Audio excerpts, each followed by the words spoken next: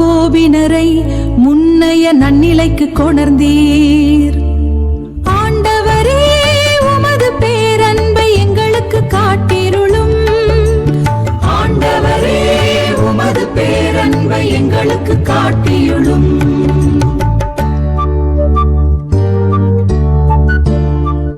தந்தை, மகன், தூய ஆவியின் பெயராலே ஆமென். ஆமென். Praise the Lord. Praise the Lord. பொதுகாலம் 16ஆம் வாரத்தின் செவ்வாய்க்கிழமைக்கான வாழ்த்துக்களை நேயர்கள் எல்லாருக்கும் ரொம்ப அன்போடு தெரிவிச்சுக்கிறோம். ஆமா, இன்னைக்கு நம்மளுடைய இந்த ஆழமான பார்வையை ரொம்ப சிறப்பான ஒரு ஜெபத்தோட ஆரம்பிக்கலாம். கண்டிப்பா. தந்தை, மகன், தூய ஆவியின் பெயராலே ஆமென். எங்கள் அன்பு தந்தையே, இன்றைய வாசகங்களின் ஆழமான பொருளை உணர்த்தியதற்காக உமக்கு நன்றி கூறுகிறோம். இந்த நாளுக்காகவும் உமது வழி நடத்துதலுக்காகவும் நன்றி. இன்றைய வாசகம் வழியாக நீர் எங்களோடு பேசவிருக்கும் வார்த்தைகளுக்காக நன்றி. உம்முடைய மந்தையாகிய எங்களை அன்போடு வழிநடத்தும் உம் கருணைக்காக நன்றி. உம்முடைய பேரன்பை நாங்கள் உணர்ந்து கொள்ள இன்றைய வாசகம் வழியாக நீர் எங்களோடு பேசுவதற்காக நன்றி. இந்த வாசகத்தின் வழியாக வெளிச்சம் நிகழ்ச்சியை பார்க்கும் ஒவ்வொரு நேயருக்காகவும் ஜெபிக்கிறோம். அவர்கள் தங்கள் உள்ளத்தில் இருக்கும் பாரங்கள் அனைத்தையும் உம்மிடம் இறக்கி வைக்கவும், உம்முடைய எல்லையற்ற மன்னிப்பையும் இரக்கத்தையும் முழுமையாக உணரவும் அருள்தாரும். அவர்கள் வாழ்வில் உள்ள காயங்களுக்கு குணமளிக்கும் வல்லமையையும் தேவைகளுக்கு தேவையான அருளையும் கட்டளையிடுவீராக. இந்த வாசகத்தின் வழியாக வெளிச்சம் அவர்கள் வாழ்வில் வீசட்டும். சசிகலா மற்றும் சந்திரசேகரன் ஆகியோர் மீது இரக்கம் காட்டும். உமது அன்பினாலும் இரக்கத்தினாலும் அவர்களை சூழ்ந்து கொள்ளும் ஆண்டவரே. ஆமா, அவர்களின் வாழ்வில் குணமளித்தலையும் பலத்தையும் சமாதானத்தையும் தந்தருளும். அவர்களின் காலடிகளை வழிநடத்தி உமது ஒளியில் அவர்களை நடக்கச் செய்யும். உமது இரக்கம் அவர்களை எப்போதும் தாங்கட்டும். அவர்கள் வாழ்க்கை உமது பெயரை மகிமைப்படுத்தட்டும். அதுக்கப்புறம் பிரிசில்லா மற்றும் அவரது தொழிலான மெரிஸ்கி ஹோம் ஃபுட் சுவை ஆகியவற்றை உமது கரங்களில் ஒப்பு கொடுக்கிறோம். அவர் கைகளின் உழைப்பை ஆசீர்வதித்து அவரது முயற்சிகளை செழிக்க செய்யும். அவரது உணவு பலருக்கு மகிழ்ச்சியையும் ஆரோக்கியத்தையும் நிறைவையும் தரட்டும். ஒவ்வொரு முடிவிலும் அவருக்கு ஞானத்தை தந்து வளர்ச்சியும் வெற்றியும் பெற வழிகளை திறந்தருளும். ஆண்டவரே, அவரது தேவைகளை சந்தித்து இந்த தொழில் உமது அருளின் சாட்சியாக விளங்கச் செய்யும். அவரது பணி உம்மை மகிமைப்படுத்தி அவரது சமுதாயத்தை ஆசிர்வதிக்கட்டும். குறிப்பாக அன்னை மரியா மற்றும் புனிதர்களுக்கு எதிராக திரும்பியவர்களுக்காக ஜெபிக்கிறோம். ஆண்டவரே, அவர்கள் மீது இரக்கம் காட்டும். அவர்களின் இதயங்களை தொட்டு மனதை மாற்றுங்கள். ஆமாம் ஆண்டவரே, அதனால் அவர்கள் மீண்டும் நம் ஆண்டவரின் தாயை மதித்து போற்றட்டும். அவர்களின் விசுவாசமும் பக்தியும் புதுப்பிக்கப்படவும், அவர்களின் சாட்சியம் உம்மையும் அன்னை மரியாவையும் மகிமைப்படுத்தவும் ஜெபிக்கிறோம். மற்றும் விசுவாசிகளும் சமூகங்களும் உமது சித்தத்தால் வழிநடத்தப்பட்டு உமது அன்பால் புதுப்பிக்கப்பட்டு ஆண்டவரின் குடும்பமாக வாழ ஜெபிக்கிறோம். மனம் திரும்பியவர்கள், சோர்வுற்றவர்கள் மற்றும் பாரம் சுமப்பவர்கள் உமது இரக்கத்தினாலும் பரிவினாலும் மீண்டும் நிலைநிறுத்தப்பட ஜெபிக்கிறோம். குடும்பங்களும் திரு அவையும் உமது அன்பை பிரதிபலித்து உமது மன்னிப்பை பறைசாற்ற ஜெபிக்கிறோம். ஒடுக்கப்பட்டவர்களும் உடைந்த இதயமுள்ளவர்களும் உமது பராமரிப்பால் உயர்த்தப்பட்டு வழிநடத்தப்பட ஜெபிக்கிறோம். எங்களது சொந்த பணிகளுக்காகவும் ஜெபிக்கிறோம். எங்களது இசையும் போதனையும் மற்றவர்கள் தங்களை ஆண்டவரின் குடும்பமாக அடையாளப்படுத்திக் கொள்ளவும், உமது இரக்கத்தில் கலிகூறவும், உமது மாறாத அன்பில் வாழவும் உதவ வேண்டும் என்று ஜெபிக்கிறோம். மற்றும் எங்களிடம் ஜெப தேவைகளை சொன்ன அனைவருக்காகவும் அவர்களின் நல்ல நோக்கத்திற்கான மன்றாட்டுக்கள் அனைத்தும் விரைவில் நிறைவேறும்படியாகவும் ஜெபிக்கிறோம். ஆமென். இந்த மன்றாட்டுகள் அனைத்தையும் எங்கள் சகோதரரும் ஆண்டவருமான இயேசு கிறிஸ்துவின் பெயரில் திருமுன் வைக்கிறோம், எங்கள் அன்பு தந்தையே. ஆமென். நேயர்களே, உங்களது ஜெபத் தேவைகளை கமெண்டிலோ அல்லது எங்களின் வாட்ஸ்அப்ல தெரிவியுங்கள். நாங்களும் எங்களது தனிப்பட்ட ஜெபத்திலும் ஜெபிக்கிறோம். இந்த நிகழ்ச்சியை மேம்படுத்த உங்களது மேலான கருத்துக்களை எங்களுக்கு தெரிவியுங்கள். நன்றி. சரி, முதலில் இன்றைய வாசகங்களுக்கு செவி கொடுப்போம். முதல் வாசகம். நம் பாவங்கள் அனைத்தையும் ஆழ்கடலில் எரிந்து விடுவார். இறைவாக்கினர் மீகா நூலிலிருந்து வாசகம். அதிகாரம் 7, இறைவாக்கியங்கள் 14 முதல் 15 மற்றும் 18 முதல் 20.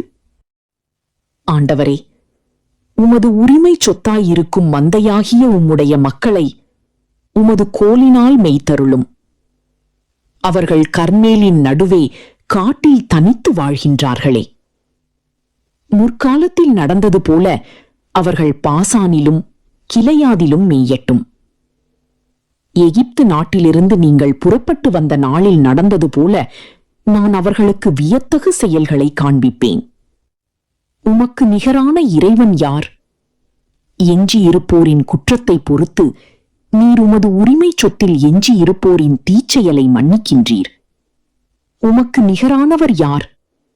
அவர் தம் சினத்தில் என்றென்றும் நிலைத்திரார். ஏனெனில் அவர் பேரன்பு கூர்வதில் விருப்பமுடையவர். அவர் நம் மீது இரக்கம் காட்டுவார். நம் தீச்செயல்களை மிதித்துப் போடுவார். நம் பாவங்கள் அனைத்தையும் ஆழ்கடலில் எறிந்து விடுவார். பண்டைய நாளில் எங்கள் மூதாதையருக்கு நீர் ஆணையிட்டு கூறியது போல யாக்கோபுக்கு வாக்குப் பிறழாமையையும் ஆபிரகாமுக்கு பேரன்பையும் காட்டியருள்வீர். இது ஆண்டவர் வழங்கும் அருள்வாக்கு. இறைவா, உமக்கு நன்றி. பதிலுரை பாடல். திருப்பாடல்கள் 85. பாடல் வரிகள் 1 முதல் 3, 4 முதல் 5 மற்றும் 6 முதல் 7. பல்லவி 7a. ஆண்டவரே, உமது பேரன்பை எங்களுக்கு காட்டியருளும்.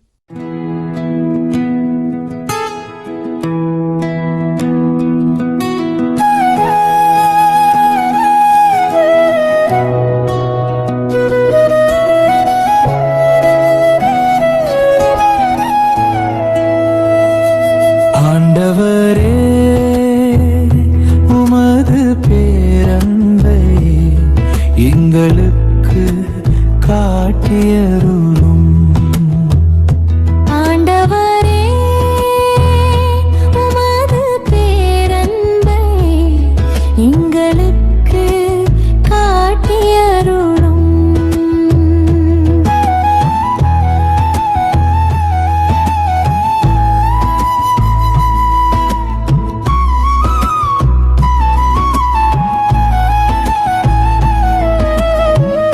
ஆண்டவரே, உமது நாட்டின் மின்றி அருள் கூர்ந்தீ.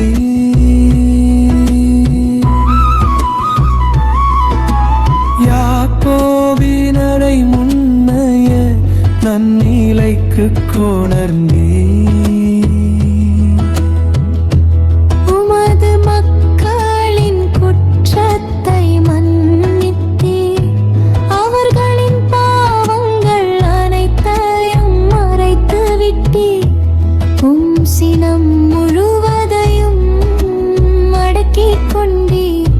கடும் சீற்றம் கொள்வதை விலக்கிக் கொண்டீர்.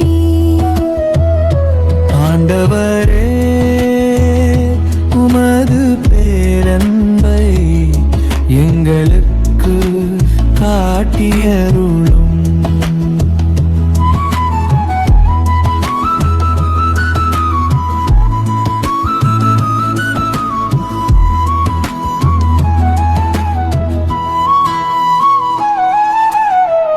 எம் மீட்பராம் கடவுளே, எங்களை முன்னையே நன்னிலைக்கு கொணர்ந்தருளும். எங்கள் மீது உமக்குள்ள சினத்தை அகற்றிக் கொள்ளும். என்றென்றுமாமா எங்கள் நீர். சினம் கொள்வீர், தலைமுறை தோறுமா உமது கோபம் நீடிக்கும். ஆண்டவரே, உமது பேரன்பை எங்களுக்கு காட்டியருளும்.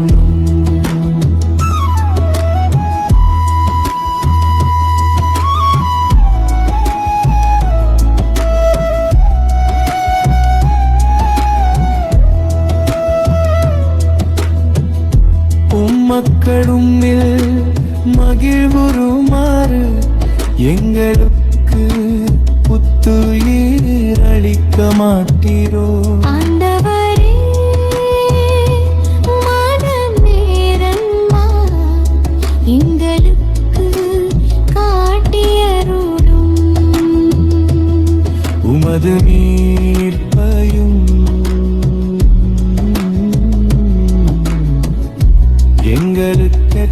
தந்தருளும்.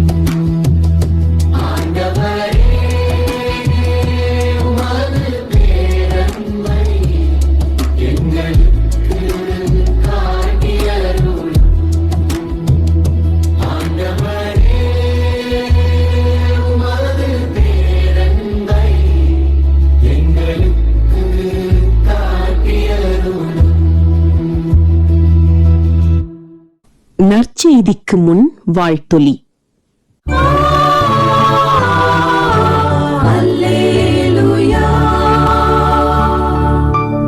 ஆண்டவர் கூறுகிறார், என் மீது அன்பு கொண்டுள்ளவர் நான் சொல்வதை கடைப்பிடிப்பார். என் தந்தையும் அவர் மீது அன்பு கொள்வார். நாங்கள் அவரிடம் வந்து அவருடன் குடிகொள்வோம். அல்லேலுயா. நற்செய்தி வாசகம். தம் சீடர் பக்கம் கையை நீட்டி, என் தாயும் சகோதரர்களும் இவர்களே என்றார் இயேசு. மத்தேயு எழுதிய தூய நற்செய்தியிலிருந்து வாசகம். அதிகாரம் 12, இறைவாக்கியங்கள் 46 முதல் 50 வரை. அக்காலத்தில் மக்கள் கூட்டத்தோடு இயேசு பேசிக் கொண்டிருந்த போது அவருடைய தாயும் சகோதரர்களும் வந்து அவருடன் பேச வேண்டும் என்று வெளியே நின்று கொண்டிருந்தார்கள். ஒருவர் இயேசுவை நோக்கி, அதோ உம் தாயும் சகோதரர்களும் உம்மோடு பேச வேண்டும் என்று வெளியே நின்று கொண்டிருக்கின்றார்கள் என்றார். அவர் இதை தம்மிடம் கூறியவரை பார்த்து, என் தாய் யார், என் சகோதரர்கள் யார் என்று கேட்டார். பின் தம் சீடர் பக்கம் கையை நீட்டி, என் தாயும் சகோதரர்களும் இவர்களே, விண்ணகத்தில் உள்ள என் தந்தையின் திருவுளத்தை நிறைவேற்றுபவரே என் சகோதரரும் சகோதரியும் தாயும் ஆவார் என்றார். இது கிறிஸ்து வழங்கும் நற்செய்தி. கிறிஸ்துவே உமக்கு புகழ். இன்னைக்கு வாசகங்கள் நம்ம வாழ்க்கைக்குள்ள ரொம்ப ஆழமா பேசுற விஷயங்கள். ஆனா அதுக்குள்ள போறதுக்கு முன்னாடி நான் ஒரு சின்ன ஸ்டோரி சொல்றேன். ஓ, சொல்லுங்க கேப்போம். ஒரு ஊர்ல ஒரு சின்ன பையன் இருந்தான். அவனுக்கு சொந்தம்னு சொல்லிக்க யாருமே இல்ல. சின்ன வயசுல இருந்தே ரோட்ல சுத்தி தப்பான சகவாசத்துல மாட்டி நிறைய தப்பு பண்ணிட்டான். பாவம், ரொம்ப கஷ்டமான சூழ்நிலை போல. ஆமா, ஒரு கட்டத்துல ரொம்ப சோர்வாகி பசியோட வாழ்க்கையில எந்த நம்பிக்கையும் இல்லாம ஒரு திருச்சபை சமுதாயத்துல போய் நின்னான். அவன் பண்ண தவறுகள் எல்லாம் அந்த ஊருக்கே தெரியும். அப்போ அங்க இருக்கிறவங்க கண்டிப்பா அவனை ஒதுக்கிடுவாங்கன்னு தான் அவனும் நினைச்சிருப்பான் இல்லையா? அதேதான், அவங்க தன்னை அடிச்சு துரத்திடுவாங்கன்னு தான் அவன் நினைச்சான். ஆனா நடந்தது வேற. அங்க இருந்தவங்க அவனை பார்த்து முகம் சுளிக்கல, அவனோட பழைய தவறுகளை குத்தி காட்டல. வாவ், நிஜமாவா? ஆமா, மாறாக அவனுக்கு சாப்பாடு கொடுத்து அவனை அரவணைச்சுக்கிட்டாங்க. அந்த சமுதாயத்தில் இருக்கிறவங்க அவங்க செய்த தவறுகளை ஆண்டவர் எப்படி மன்னிச்சாரோ அதே மாதிரி அவனையும் மன்னிச்சு ஏத்துக்கிட்டாங்க. இது ரொம்ப உணர்வு பூர்வமா இருக்கு. உண்மைதான். ரத்த உறவு இல்லாட்டாலும் அந்த ஆதரவற்ற பையன் அன்னைக்கு அந்த திருச்சபையில தன்னுடைய உண்மையான அன்பான குடும்பத்தை கண்டுபிடிச்சான். அவனோட பழைய தவறுகள் எல்லாம் அந்த அன்புக்கு முன்னாடி காணாம போயிடுச்சு. இந்த ஸ்டோரி ஒரு மனிதனுக்கு உண்மையான குடும்பம் எங்க கிடைக்குது அப்படிங்கறத ரொம்ப அழகா சொல்லுது. இன்னைக்கு நாம பண்ண போற இந்த ஆழமான பார்வையின் நோக்கம் இதுதான். கரெக்ட். திருவிவிலியத்தின் இன்றைய வாசகங்கள், அதாவது இறைவாக்கினர் மீகா நூல், திருப்பாடல்கள் 85, மத்தேயு நற்செய்தி, அப்புறம் திருத்தந்தை பிரான்சிஸ் அவங்களோட வார்த்தைகள், இது எல்லாத்தையும் நாம ஒன்னா வச்சு பார்க்க போறோம். இதுல நாம முக்கியமா 3 விஷயங்களை பார்க்க போறோம். ஒன்று ஆண்டவர் எப்படி நம்ம பாவங்களை ஆழ்கடலில் வீசுறார் அப்படிங்கிற மன்னிப்பு. 2, அவருடைய குடும்பத்துல நுழையறதுக்கான விதிமுறை என்ன. 3, அந்த குடும்பத்துக்குள்ள வந்த பிறகு ஒருத்தருக்கு ஒருத்தர் எப்படி அன்பா இருக்கணும். இந்த 3 விஷயங்களையும் நேயர்களுக்கு ரொம்ப தெளிவா புரிய வைக்கிறது தான் இன்னைக்கு நம்ம நோக்கம். ரொம்ப தெளிவான ஒரு கட்டமைப்பு. இப்ப முதலாவது படியான மன்னிப்பு பத்தி பேசும்போது நாம இறைவாக்கினர் மீகா நூல் 7ஆம் அதிகாரத்துக்கு போகணும். கண்டிப்பா. ஆண்டவர் தன்னோட மக்களை எப்படி வழி நடத்துறார், அவருடைய இரக்கம் எப்பேற்பட்டது அப்படிங்கறத மீகா ரொம்ப ஆழமா பதிவு செஞ்சிருக்கார். இத கொஞ்சம் விரிவாக பார்ப்போம். இப்ப இந்த 14ஆம் வசனத்தை நான் வாசிக்கும் போது ஒரு வரி என்ன ரொம்ப சிந்திக்க வச்சது. ஆண்டவரே, உமது உரிமை சொத்தாய் இருக்கும் மந்தையாகிய உம்முடைய மக்களை உமது கோலினால் மேய்த்தருளும், அவர்கள் கர்மேலின் நடுவே காட்டில் தனித்து வாழ்கின்றார்களே அப்படின்னு வருது. ஆமா, இங்க மக்கள் ஏன் ஒரு காட்டுல தனித்து விடப்பட்டதா உணர்றாங்க? இதுக்கு பின்னாடி ஏதோ ஒரு பெரிய வரலாற்று பின்னணி இருக்கு இல்லையா? ஆமா, மிகப்பெரிய பின்னணி இருக்கு. இது நாம வெறும் வார்த்தைகளா மட்டும் கடந்து போயிட முடியாது. இறைவாக்கினர் மீகா வாழ்ந்த அந்த காலகட்டம், அதாவது கிமு 8ஆம் நூற்றாண்டுக்கு நம்ம கொஞ்சம் பின்னாடி போகணும். ஓ, கிமு 8ஆம் நூற்றாண்டு. அப்ப என்ன நடந்துச்சு? அந்த நேரத்துல இஸ்ரேல் மக்களை ரொம்ப பெரிய அளவில் அச்சுறுத்திட்டு இருந்தது அசீரிய பேரரசு. பாத்தீங்கன்னா அசீரியர்கள் ஏதோ ஒரு சாதாரண ராணுவம் கிடையாது. அந்த காலத்திலேயே அவங்க ஒரு மிகப்பெரிய வல்லரசு. ஓஹோ.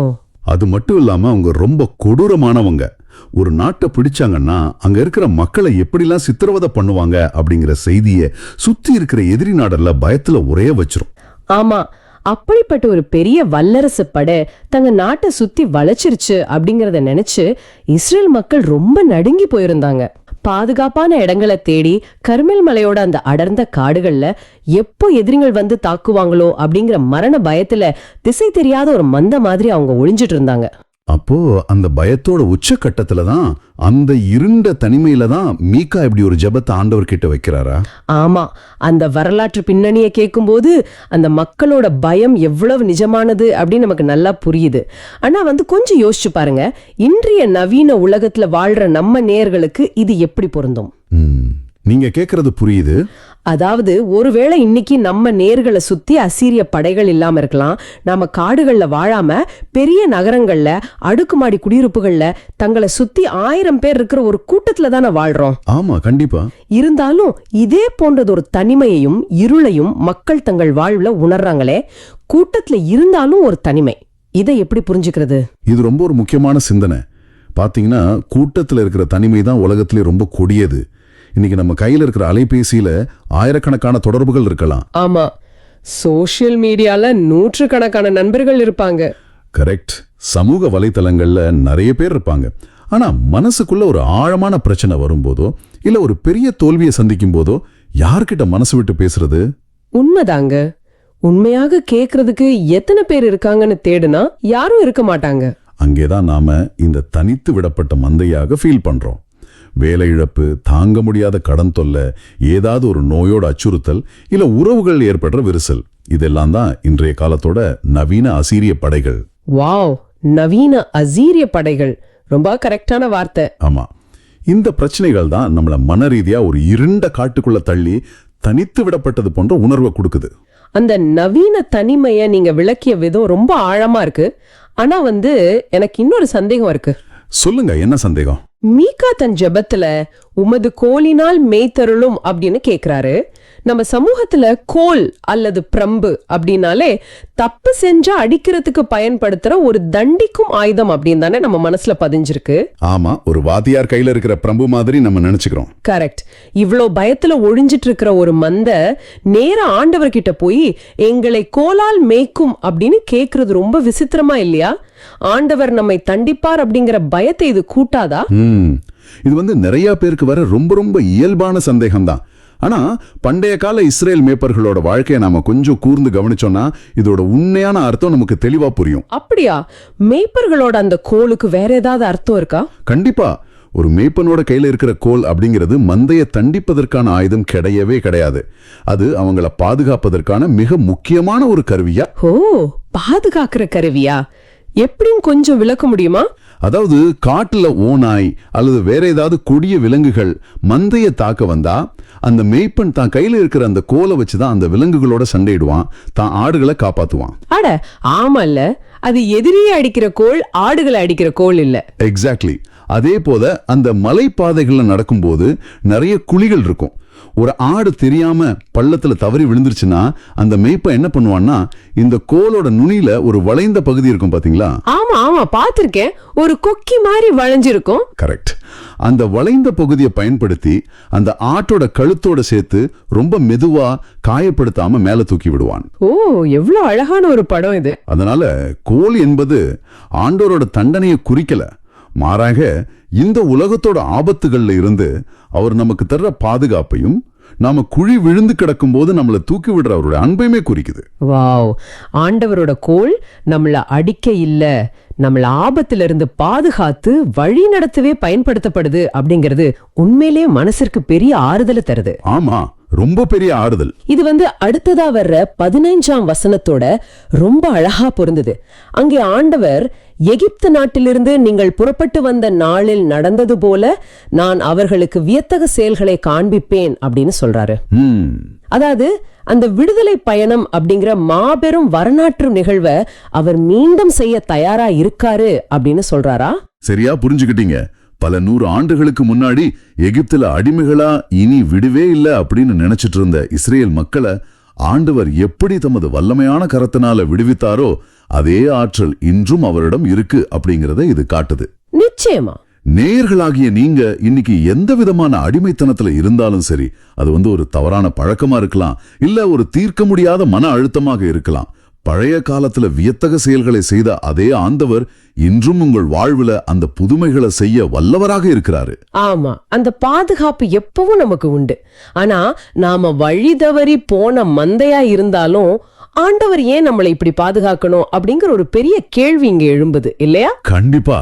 இந்த இருள தவிக்கும் மந்தைக்கு இந்த நம்பிக்கை எங்கிருந்து கிடைக்குது அப்படின்னு தேடுனா அது ஆண்டவரோட ஈடு இணையற்ற குணத்திலிருந்து வருது அப்படிங்கறத 18ஆம் வசனம் நமக்கு ரொம்ப தெளிவா காட்டுது. அங்கே மீகா உமக்கு நிகரானவர் யார் அப்படின்னு கேக்குறாரு. இந்த 18ஆம் வசனம் ஒட்டுமொத்த திருவிவிலியத்திலேயே ஆண்டவரோட இரக்கத்தை பற்றி பேசும் மிகச்சிறந்த வசனங்கள்ல ஒண்ணு. இதுல ஒரு சுவாரஸ்யமான மொழியியல் நுண்ணறிவும் அடங்கியிருக்கு. ஓ, மொழியில் நுண்ணறிவா? அது என்னன்னு நேயர்களுக்காக கொஞ்சம் சொல்லுங்களேன். அதாவது இறைவாக்கினரோட பெயர் மீகா இல்லையா? இந்த மீகா அப்படிங்கிற பெயருக்கு எபிரேய மொழியில என்ன அர்த்தம்னா ஆண்டவருக்கு நிகரானவர் யார் அப்படின்னு தான் அர்த்தம். அப்படியா? வாவ்! அதாவது அந்த இறைவாக்கினரோட பேரே ஆண்டவரோட ஈடுணையற்ற தன்மைய பறைசாற்றுறது. ஆமா. அப்போ அந்த இறைவாக்கினர் தன் நூலோட இறுதி பகுதியில தன் பேரோட அர்த்தத்தையே ஒரு கேள்வியா ஆண்டவர் முன் வைக்கிறாரா? இது ரொம்ப ரொம்ப சுவாரஸ்யமான ஒரு இலக்கிய வடிவமா இருக்கே. கரெக்ட். மனிதர்களைப் போல பொழிவாழிதர குணமோ இல்ல கோபமோ இல்லாத முற்றிலும் வித்தியாசமான ஒருவர் தான் நம்ம ஆண்டவர் அப்படிங்கறத மீகா ரொம்ப ஆழமா பதிவு செய்யறாரு. ஆமா, ஏன்னா நாம எப்படிப்பட்டவங்கன்னா யாராவது நமக்கு ஒரு சின்ன தீங்கு செஞ்சுட்டா கூட அத வாழ்நாள் முழுதும் மனசுல வச்சு பழிவாங்குற குணம் கொண்டவங்க. ஆமா, ஒரு சின்ன வார்த்தை விட்டா கூட மறக்க மாட்டோம். ஆனா ஆண்டவர் அப்படிப்பட்டவர் கிடையாது. இது நாம ஆண்டவரை பற்றி வச்சிருக்கிற பல தவறான பிம்பங்களை உடைக்குது. நாம பல நேரங்கள்ல ஆண்டவரை ஒரு கோபக்காரரா, நம்ம கையில பிரம்போலு காத்துட்டு இருக்கிற ஒரு தலைமை ஆசிரியரை போல கற்பனை செஞ்சுக்கிறோம் இல்லையா? ஆமா, கண்டிப்பா. நாம எப்போ தப்பு செய்வோம், எப்போ நம்ம மதிப்பெண்ணை குறைச்சு நம்மளை தண்டிக்கலாம் அப்படின்னு அவர் வெயிட் பண்றதா பலரும் நினைக்கிறாங்க. ஆனா இந்த வசனம் என்ன சொல்லுதுன்னா அவர் தம் சினத்தில் என்றென்றும் நிலைத்திரார், ஏனெனில் அவர் பேரன்பு கூறுவதில் விருப்பமுடையவர் அப்படின்னு ரொம்ப ஆணித்தரமா சொல்லுதே. இது எப்படி புரிஞ்சுக்கிறது?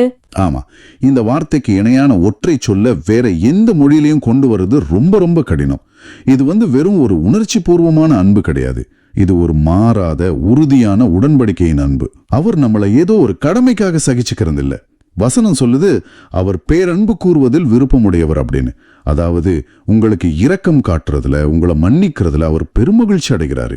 வாவ்! நேயர்கள் தங்கள் ஆன்மாவில் ஆழமா பதிவு செய்ய வேண்டிய, உணர வேண்டிய மிகப்பெரிய உண்மை இதுதான்.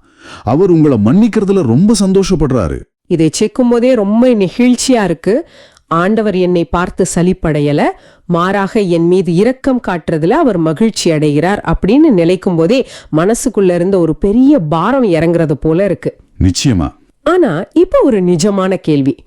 ஆண்டவர் இரக்கம் காட்டுவதில் விருப்பமுடையவர் அப்படின்னா நாம செஞ்ச பாவங்களை, மற்றவர்களுக்கு செய்த துரோகங்களை அவர் என்ன செய்யறாரு? ஏதோ கண்ணு முடிக்கிட்டு சரி சரி போ அப்படின்னு விட்டுடுறாரா? ரொம்ப ஆழமான கேள்வி இது.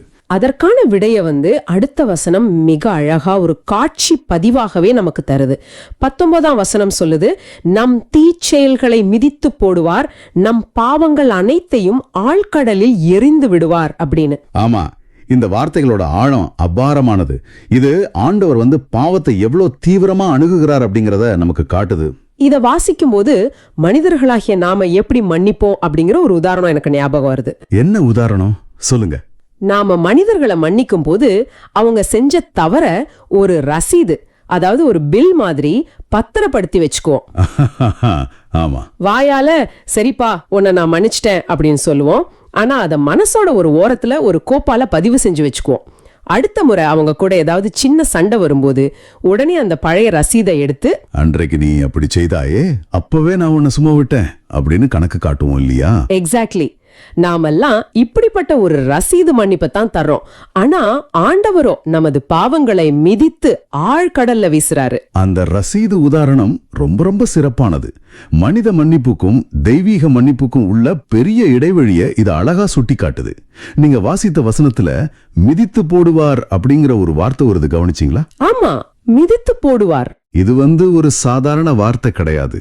இது ஒரு போர் வீரனோட செயலை குறிக்குது. ஒரு போர்க்களத்துல எதிரிய வீழ்த்தி அவனை தன் காலடியில மிதித்து வெற்றி வாகை சூடும் ஒரு மாவீரனோட செயல் இது. அப்படியானால் ஆண்டவர் ஒரு போர் வீரனைப் போல செயல்படுகிறார் அப்படின்னு சொல்றீங்களா? நாம தவறு செய்யும் போது அவர் நம்ம மேல கோபப்பட்டு நம்மளோடயே போரிடுகிறாரா?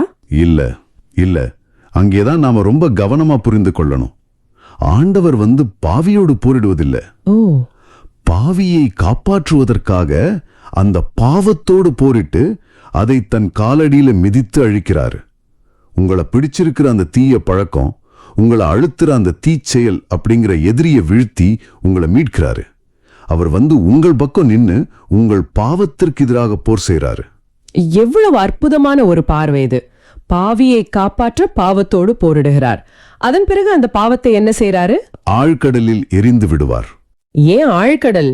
குப்பை தொட்டியில போட்டேன் என்றோ காற்றில் பறக்க விட்டேன் என்றோ கூட சொல்லியிருக்கலாமே. ஆழ்கடலுக்கு அப்படி என்ன சிறப்பு இருக்கு? ஆழ்கடல் அப்படிங்கிறது திரும்ப எடுக்கவே முடியாத எல்லையற்ற ஆழத்தை குறிக்குது. பண்டைய காலத்துல ஆழ்கடல் என்பது மனிதர்களால் அளக்க முடியாத, கட்டுப்படுத்த முடியாத ஒரு இரண்ட பகுதியா கருதப்பட்டுச்சு. ஆமா, அப்போலாம் ஸ்கூபா டைவிங் எதுவும் கிடையாது. கண்டிப்பா அங்க நீர்மூழ்கி கப்பல்களோ தேடும் கருவிகளோ கிடையவே கிடையாது. ஒரு பொருளை ஆழ்கடல்ல வீசிட்டா அது அங்கேதான் என்றென்றைக்கும் கிடக்கும். அதை மீண்டும் தேடி எடுக்கவே முடியாது. வாவ்! ஆண்டவர் உங்கள் பாவங்களை அங்கேதான் வீசுகிறார். அவை முற்றிலுமாக எந்த தடையும் இல்லாம அழிக்கப்பட்டுருச்சு. ஆனா இது இன்றைய நேயர்களுக்கு நம்புவதற்கு சற்று கடினமாக இருக்கலாம் இல்லையா? ஏன் அப்படி சொல்றீங்க?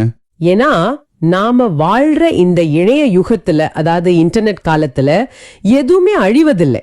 நாம ஒரு சின்ன தவறு செஞ்சுட்டா கூட அதை யாராவது ஸ்கிரீன்ஷாட் எடுத்து வச்சுக்குவாங்க. ஆமா, அது உண்மைதான். பல வருஷங்கள் கழிச்சு அதை கொண்டு மீண்டும் இணையத்துல தோண்டி எடுப்பாங்க. மனிதர்கள் எதையுமே மறக்க மாட்டாங்க அப்படிங்கிற ஒரு பயத்திலேயே நாம வாழ்ந்துட்டு இருக்கோம்.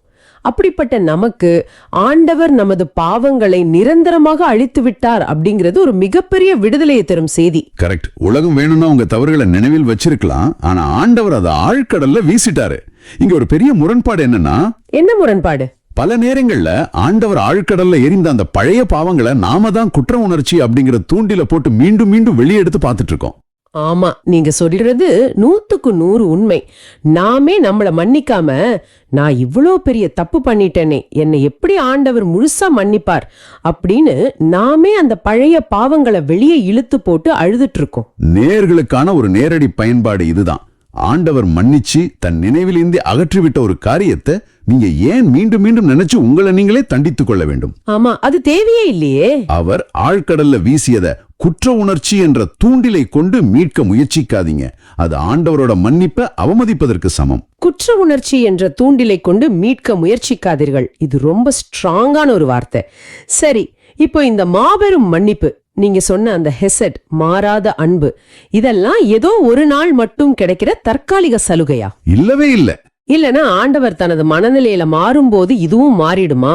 இந்த மன்னிப்பிற்கு என்ன உத்தரவாதம்? இதுக்கான விடைய 20ஆம் வசனம் மிக தெளிவா தருது. ஆமா, இந்த முழுமையான மன்னிப்பு ஏதோ ஒரு நாள் சலுகை கிடையாது. இது ஒரு உறுதியான, அசைக்க முடியாத அடித்தளத்துல கட்டப்பட்டுள்ளது அப்படிங்கறத மீகா ரொம்ப வலியுறுத்துறாரு. இந்த வசனத்தோட இறுதியில திடீர்னு மீகா ஒரு வரலாற்று பார்வையை முன்வைக்கிறார் பாருங்க. பண்டைய நாளில் எங்கள் மூதாதையர்களுக்கு நீர் ஆணையிட்டு கூறியது போல யாக்கோபுக்கு வாக்கு பிழலாமையையும் ஆபிரகாமுக்கு பேரன்பையும் காட்டியருள்வீர் அப்படின்னு முடிக்கிறாரு. எனக்கு என்ன ஆச்சரியம்னா, இன்றைய நவீன நேயருக்கு இந்த ஆபிரகாம் யாக்கோபு இவங்கெல்லாம் எப்படி பொருந்துவாங்க? ஒருவேளை இவங்க 2 பேரும் வாழ்க்கையில எந்த தவறுமே செய்யாத மாபெரும் புனிதர்கள், அதனாலதான் ஆண்டவர் அவங்களுக்கு பேரன்பை காட்டினார் அப்படின்னு மீகா சொல்ல வர்றாரா? இது பலரும் நினைக்கிற ஒரு பொதுவான கருத்து தான். நாம திருவிவிலிய பிரதிகளை வாசிக்கும் போது ஆபிரகாம், யாக்கோபு போன்றவங்களை ஏதோ ஒரு தவறுமே செய்யாத தேவர்கள் போல நினைச்சுக்கிறோம். ஆமா, அப்படிதான் நாம சண்டே கிளாஸ்ல இருந்து படிச்சிருக்கோம். ஆனா அவங்களோட வாழ்க்கை வரலாற்றை தொடக்க நூல் பகுதியில வாசிச்சு பாருங்க, உண்மையான சித்திரம் வேறு மாதிரி இருக்கும். அப்படியா? தொடக்க நூல்ல அவங்களோட தவறுகள் என்னவா பதிவு செய்யப்பட்டிருக்கு? இப்ப யாக்கோபியே எடுத்துக்குவோம். அவருடைய பேருக்கே ஏமாற்றுவர் அப்படின்னு தான் ஒரு அர்த்தம் இருக்கு. அவர் தன் சொந்த அண்ணன் ஏசாவை ஏமாற்றி ஆசீர்வாதத்தை பறிச்சவர், தன் மாமனாரை ஏமாற்றியவர், பல தந்திரங்களை செய்தவர். ஓ ஆமாம்ல. அதே போல விசுவாசத்தின் தந்தை அப்படின்னு நாம போற்றும் ஆபிரகாம் கூட பல முறை தடுமாறியவர் தான். பஞ்சகாலத்துல எகிப்திற்கு சென்ற போது தன் சொந்த மனைவியை தன் தங்கை அப்படின்னு பொய் சொல்லி தன் உயிரை காப்பாத்திக் கொள்ள நினைச்சவர். ஆமா, அந்த நிகழ்வு திருவிவிலியத்துல இருக்கு. பாத்தீங்கன்னா இவங்க இருவருமே சாதாரண பலவீனமான குறையுள்ள மனிதர்களாகத்தான் இருந்தாங்க. இது கேட்கும்போது கொஞ்சம் அதிர்ச்சியா இருக்கு. அவங்க இவ்ளோ தவறுகள் செஞ்சிருந்தோம், ஆண்டவர் அவங்கள கைவிடலையா? அவங்கள தண்டித்து வேற நல்ல மனிதர்களை தேடி போயிருக்கலாமே. அதுதான் இங்கே நாம கவனிக்க வேண்டிய மையப்புள்ளி. அவங்க பலமுறை தடுமாறினாலும் தவறு செய்தாலும் ஆண்டவர் அவங்களோடு செய்த தம் உடன்படிக்கையை மீறவே இல்லை. வாவ்! யாக்கோபுக்கு வாக்கு பெறலாமையையும் ஆபிரகாமுக்கு பேரன்பையும் காட்டியருள்வீர் என்பதன் ஆழமான அர்த்தம் இதுதான். மனிதர்கள் மாறினாலும் அவங்க தவறு செஞ்சாலும் ஆண்டவரோட வாக்குறுதி ஒருபோதும் மாறாது. எவ்வளவு பெரிய உண்மை இது! ஆமா, அவருடைய உடன்படிக்கை மனிதர்களோட தகுதியின் அடிப்படையில் அமையல, அவருடைய மாறாத இரக்கத்தின் அடிப்படையில் அமைந்தது. வாவ்! அதாவது ஆண்டவரோட அன்பு நமது தகுதியை பொறுத்தது கிடையாது, அது அவருடைய வாக்குறுதியையும் அவருடைய மாறாத குணத்தையும் பொறுத்தது. இது இன்றைய நேயர்களுக்கு எவ்வளவு பெரிய ஒரு நம்பிக்கை! நிச்சயமா. நம்ம அடிக்கடி நிலை தடுமாறி விழலாம், ஆண்டவருக்கு கொடுத்த வாக்கை பல நேரம் மீறலாம். ஆனா அன்றைக்கு ஆபிரகாமுக்கும் யாக்கோபுக்கும் கொடுக்கப்பட்ட அதே உடன்படிக்கையின் பேரன்புதான் இன்னைக்கு நம்ம ஒவ்வொருவருக்கும் சொந்தமாக்கப்பட்டிருக்கு, இல்லையா? கண்டிப்பா. இதத்தான் நாம புதிய உடன்படிக்கை அப்படின்னு கொண்டாடுறோம். இந்த மாறாத அன்பும் மன்னிப்பும் இன்று இயேசு கிறிஸ்துவின் வழியாக நம்ம ஒவ்வொருவருக்கும் உறுதி செய்யப்பட்டிருக்கு. ஆமா, ஆண்டவர் நம்ம பாவங்களை ஆழ்கடல்ல வீசுவது மட்டும் இல்லாம இயேசுவின் மூலமாக நம்மளை தன் சொந்த குழந்தைகளாக உரிமை சொத்தாக ஏற்றுக்கொண்டிருக்காரு. நாம செய்த பழைய தவறுகளுக்கான கணக்கு அவர் என்றென்றைக்கும் அழித்து விட்டார். இதை விட ஒரு சிறப்பான மனசுக்கு ஆறுதலான செய்தி இருக்கவே முடியாது. நாம சில நேரம் காற்றில் தனித்து விடப்பட்ட மந்தையாக உணரலாம். ஆனா நல்ல மேய்ப்பரான ஆண்டவர் தம் பாதுகாப்பு கோலினால் நம்மள வழி நடத்துறாரு. ஆமா, அவர் இரக்கம் காட்டுவதுல பெருமகிழ்ச்சி கொள்றாரு. நம்ம பாவங்களை ரசீது போட்டு வைக்காம ஆழ்கடல்ல வீசி எரிஞ்சிடுறாரு. எல்லாவற்றிற்கும் மேலாக மனிதர்கள் ஏமாற்றினாலும் நாம தடுமாறினாலும் அவர் தன் வாக்குறுதியில் என்றென்றைக்கும் உண்மையுள்ளவராக இருக்காரு. இதை முழுமையாக புரிஞ்சு கொண்டோம்னா நமது வாழ்க்கையே முற்றிலும் மாறிவிடும். குற்ற உணர்ச்சியிலிருந்து விடுதலை பெற்று முழுமையான சுதந்திரத்தோடு முகமலர்ச்சியோடு நாம ஒவ்வொரு நாளையும் எதிர்கொள்ள முடியும். நேர்களே, உங்களுக்கான ஒரு சவால் அல்லது ஒரு இறுதி சின்னனை இதுதான். ஆண்டவர் உங்களுடைய கடந்த காலத்தின் இருளையும் உங்க பாவங்களையும் ஆழ்கடல்ல என்றென்றைக்கும் வீசிட்டாரு. அந்த பில் முழுவதுமாக அடைக்கப்பட்டுருச்சு. அவரே உங்களை மன்னித்து விட்ட பிறகு நீங்களும் உங்களை மன்னித்து அந்த விடுதலைய உங்க வாழ்வுல கொண்டாட தயாரா? பழைய காயங்களோட வடுக்கள் அல்ல, ஆண்டவரோட திருவிவிலிய வாக்குறுதிகளை உங்க எதிர்காலத்துக்கான அடித்தளமாக மாற்றுங்கள். ரொம்ப அருமையான ஒரு சவால். இதையே இன்னைக்கு நம்ம படிச்ச திருப்பாடல் 85லயும் பார்க்க முடியாது.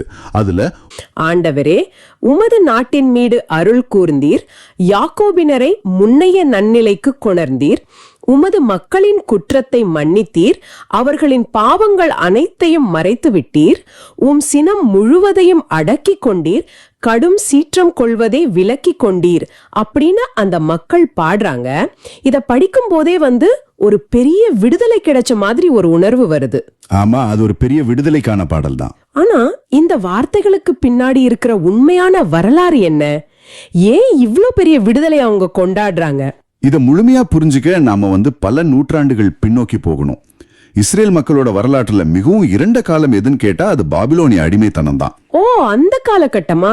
ஆமா, கிமு 588 பாபிலோனிய மன்னன் நெபுகத்நேசர் எருசலேமை தாக்கி அங்கிருந்த தேவாலயத்தை தரைமட்டமாக்கினான். மக்களை அடிமைகளா பிடிச்சு 1000 மைல்களுக்கு அப்பால் இருக்கிற பாபிலோனுக்கு கொண்டு போனான். அது ரொம்ப கொடுமையான ஒரு அனுபவமா இருந்திருக்கும் அவங்களுக்கு. ரொம்ப கொடுமை. கிட்டத்தட்ட 70 வருஷங்கள் அவங்க அங்க அடிமைகளா இருந்தாங்க. ஒரு முழு தலைமுறையும் அந்த அடிமைத்தனத்திலேயே பிறந்து வளர்ந்தது. எருசலேம் என்பது அவங்களுக்கு வெறும் ஒரு கனவாத்தான் இருந்தது. அப்போ அவங்களோட அடையாளமே முழுசா அழிஞ்சு போச்சுன்னு சொல்லலாம். சரியா சொன்னீங்க. ஆனா ஆண்டவர் அவர்களை அப்படியே கைவிட்டுடல. பெர்ஷிய மன்னன் சைரஸ் மூலமா ஒரு பெரிய அற்புதம் நடக்குது. இஸ்ரேல் மக்கள் மீண்டும் தங்கள் சொந்த ஊருக்கு திரும்பலாம்னு ஆணை பிறப்பிக்கப்படுது. அப்பாடா, எவ்வளவு பெரிய சந்தோஷமான செய்தி இது. கற்பனை பண்ணி பாருங்க, 70 வருஷ அடிமைத்தனம் முடிஞ்சு தங்கள் சொந்த மண்ணான எருசலேமுக்கு திரும்பி வராங்க. அந்த விடுதலையின் பிரம்மாண்டமான கொண்டாட்டம் தான் இந்த முதல் 3 வசனங்கள். நீர் எங்கள் மேலிருந்த கடும் சீற்றத்தை விலக்கிக்கிட்டீர், எங்களை நாட்டுக்கே கொண்டு வந்துட்டீர் அப்படின்னு ஆண்டவர் செய்த நன்மைகளை நினைவு கூர்ந்து நன்றி சொல்றாங்க. ஒரு நிமிஷம், இங்கேதான் எனக்கு ஒரு முக்கியமான கேள்வி வருது. சொல்லுங்க. நீங்க சொல்றத கேட்கும்போது எல்லாமே சுபமா முடிஞ்ச மாதிரி இருக்கு. ஆண்டவர் அவங்களை விடுவிச்சிட்டாரு, மன்னிச்சிட்டாரு, அவங்க சொந்த ஊருக்கே வந்தாச்சு. முதல் 3 வசனங்கள்ல அவங்க ரொம்ப தெளிவா ஆண்டவர் குற்றத்தை மன்னித்தீர் அப்படின்னு சொல்லிட்டாங்க. ஆமா. அப்படி என்றால் ஏன் மீண்டும் அடுத்த வசனங்களில் மன்றாடுகிறார்கள்? ஏன்னா 4 மற்றும் 5ஆம் வசனங்கள்ல தொனி அப்படியே மாறுது. எம் மீட்பராம் கடவுளே, எங்களை முன்னைய நன்னிலைக்கு குணர்ந்தருளும், என்றென்றுமா எங்களை மேல் நீர் சினம் கொள்வீரா அப்படின்னு கேக்குறாங்க. ரொம்ப கரெக்டான கேள்வி. மன்னிப்பு என்பது ஒரு முறை நடக்கும் செயல் இல்லையா? அவங்க சொந்த ஊருக்கே வந்துட்டாங்க, அப்புறம் ஏன் மறுபடியும் எங்களை நன்னிலைக்கு கொண்டு வாங்கன்னு கெஞ்சணும்? இது ரொம்ப கூர்மையான கேள்வி. இதுக்குள்ளதான் இந்த திருப்பாடலோட மைய கருத்தே இருக்கு. அதாவது நீங்க சொல்ற மாதிரி அவங்க பிசிக்கலா சொந்த ஊருக்கு திரும்பி வந்துட்டாங்க, அடிமைத்தனம் முடிஞ்சிருச்சு. சரி, ஆனா அவங்க திரும்பி வந்த எருசலேம் நகரம் எப்படி இருந்தது தெரியுமா? அது ஒரு காலத்துல பாலும் தேனும் ஓடிய தேசம். ஆனா இப்போ மதில்கள் எல்லாம் இடிஞ்சு கிடக்குது, தேவாலயம் சுக்குநூறா உடைஞ்சு கிடக்குது. ஓ, சுற்றிலும் இடிபாடுகள் மட்டும்தான் இருந்திருக்கும். ஆமா, விவசாயம் செய்ய நிலம் சரியில்லை, வறட்சி, சுற்றிலும் அவங்களை எதிர்க்கிற எதிரிகள். ஒரு பெரிய போர் முடிஞ்ச பிறகு இருக்கிற அழிவின் எச்சங்களுக்கு நடுவுல வந்து நிக்கிற மாதிரி ஒரு சூழ்நிலை. அதாவது சுதந்திரம் கிடைச்சிருச்சு, ஆனா வாழ வீடு இல்ல, சாப்பிட வழி இல்ல, அந்த மாதிரி ஒரு நிலைமை. மிகச்சரி. அப்போதான் அவங்களுக்கு ஒரு பெரிய உண்மை புரியுது. அடிமைத்தனத்திலிருந்து விடுபட்டு ஊருக்கு திரும்புவது மட்டுமே முழுமையான மீட்பு கிடையாது. ஒரு கட்டடத்தை கட்டி எழுப்புவது சுலபம், ஆனா முறிந்து போன ஒரு சமூகத்தையும் அந்த மக்களின் ஆன்மாவையும் மீண்டும் கட்டி எழுப்புவது ஒரு தொடர் பயணம். அது ஒரு ப்ராசஸ். ஆமா, அது ஒரு ப்ராசஸ். அதனாலதான் அரசியல் ரீதியான மன்னிப்பு கிடைச்சாலும் உண்மையான நன்னிலை என்பது படிப்படியாக நடைபெறும் ஒரு செயல்முறை என்பதை அவங்க உணர்றாங்க.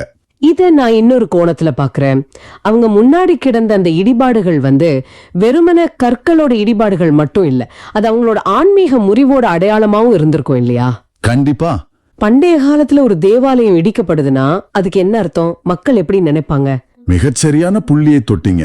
அந்த காலத்துல பண்டைய கால சிந்தனை எப்படி இருக்கும்னா, ஒரு தேவாலயம் என்பது கடவுள் வாழும் வீடு. அந்த தேவாலயம் இடிக்கப்பட்டுச்சுன்னா ஒன்று அந்த நாட்டின் கடவுள் தோற்கடிக்கப்பட்டு விட்டார் என்ற அர்த்தம், அல்லது அந்த தேவாலயத்தில் வசிக்கும் கடவுள் தன் மக்கள் செய்த பாவத்தின் காரணமாக அவர்களை கைவிட்டு விட்டு வெளியேறிவிட்டார் என்ற அர்த்தம். இஸ்ரேல் மக்களை பொறுத்தவரை ஆண்டவர் தோற்கடிக்கப்பட முடியாதவர்னு அவங்களுக்கு தெரியும். அப்போ அந்த இடிபாடுகளை பார்க்கும் போதெல்லாம் அவங்களுக்கு குற்ற உணர்ச்சி வந்திருக்கும். ஆமா, நாம செஞ்ச பாவத்தால தான் ஆண்டவர் நம்மை விட்டு போயிட்டாரு, அவர் இன்னும் கோபமா தான் இருக்கிறார் போல அப்படிங்கிற அந்த பழைய குற்ற உணர்ச்சி அவங்கள வாட்டி எடுத்தது. இதை இன்னைக்கு நாம வாழ்ற வாழ்க்கையோட ஒப்பிட்டு பார்த்தா ரொம்பவே பொருந்தி போகுது. நேர்களாகிய உங்களுக்கும் இது புரியும் நினைக்கிறேன். இது எப்படி இருக்குன்னா, ஒரு உதாரணம் சொல்றேன். சொல்லுங்க, கேப்போம். ஒரு பெரிய நோயில இருந்து ஒருத்தர் உடனோடி வீட்டுக்கு வந்த பிறகு ஒரு சிறிய தலைவலி வந்தாலும் அவர் எப்படி ரியாக்ட் பண்ணுவாரு? ஐயோ, மறுபடியும் அந்த நோய் வந்துருச்சோன்னு ரொம்ப பயப்படுவோம் இல்லையா? ஆமா, அந்த பயம் உடனே வந்துடும். அந்த பழைய வடு அவங்கள நிம்மதியா இருக்க விடாது. அது போலதான் இஸ்ரேல் மக்களும் சின்ன கஷ்டம் வந்தாலும் ஆண்டவர் கோபப்படுகிறார் என்று நினைக்கிறார்கள். அவங்க சுதந்திரமா இருந்தாலும் மனதளவில் இன்னும் பயத்துலதான் இருக்காங்க. இது ரொம்பவே ஆழமான ஒரு உளவியல் பார்வை. தற்போதைய சூழ்நிலையின் கஷ்டங்களை பார்க்கும்போது ஒருவேளை ஆண்டவர் இன்னும் என்மேல் கோபமாக இருக்கிறாரோ அப்படின்னு 4 மற்றும் 5ஆம் வசனங்கள்ல அவங்க கேட்கிற கேள்விக்கு பின்னாடி இவ்வளவு பெரிய வழி ஒழிஞ்சிருக்கு. உண்மையாவே இதை கேட்டுக்கொண்டிருக்கும் உங்களுக்கும் இந்த உணர்வு ரொம்பவே பரிச்சயமானதா இருக்கும். நம்ம வாழ்க்கையில ஒரு தோல்வியோ ஒரு கஷ்டமோ வரும்போது நம்ம உடனே என்ன நினைக்கிறோம்? நான் அன்னைக்கு அந்த தப்பு பண்ணல, அதுக்கு தான் ஆண்டவர் என்னை இப்ப தண்டிச்சுக்கிட்டு இருக்காரு அப்படின்னு நம்ம கடந்த கால பாவங்களையும் இன்னைக்கு நடக்கிற கஷ்டங்களையும் முடிச்சு போட்டுக்கிறோம். ஆமா, ஆண்டவரை ஒரு கோபக்காரரான நீதிபதியா மட்டுமே பார்க்க ஆரம்பிச்சிடுறோம். அது மனித இயல்பு. ஆனா ஆண்டவர் அப்படிப்பட்டவர் கிடையாதுங்கிறத இந்த திருப்பாடலின் அடுத்த வசனங்கள் ரொம்ப அழகா உடைச்சு போடுது. அதுதான் இந்த திருப்பாடலோட உச்சக்கட்ட பகுதிக்கு நமக்கு கொண்டு போகுது. 6 மற்றும் 7 வசனங்கள் இன்னைக்கான பல்லவியாவும் அமைஞ்சிருக்கு. அதாவது, ஆண்டவரே, உமது பேரன்பை எங்களுக்கு காட்டியருளும், உமது மீட்பையும் எங்களுக்கு தந்தருளும், மக்கள் உம்மில் மகிழ்வுறுமாறு எங்களுக்கு புத்துயிர் அளிக்க மாட்டீரோ. எவ்வளவு அருமையான வரிகள். ஆமா, இந்த வார்த்தைகளை கேட்கும் போதே ஒரு பெரிய நம்பிக்கை பிறக்குது. அப்போ இஸ்ரேல் மக்கள் அந்த இடிபாடுகளுக்கு மத்தியில நின்னுக்கிட்டு தங்களோட தகுதியை பார்த்து உதவி கேட்கல. ஆமா, அவங்களுக்கு தெரியும் உங்களுக்கு தகுதி இல்லைன்னு. ஆண்டவரே, நாங்க தப்பு பண்ணவங்க தான், ஆனா உங்களுடைய ஹெசட், உங்களுடைய அந்த மாறாத பேரன்பை பார்த்து எங்களுக்கு உதவி செய்யுங்க அப்படின்னு முழுமையா ஆண்டவர்கிட்ட சரணடைறாங்க. இது உண்மையிலே சிலிர்க்க வைக்குது. ஆமா, எங்களுடைய தகுதியை பார்க்காதீங்க, உங்களுடைய பேரன்பை பாருங்க அப்படிங்கிற அந்த மன்றாட்டு இன்னைக்கு நம்ம வாழ்க்கைக்கு எவ்வளோ அவசியமா இருக்கு.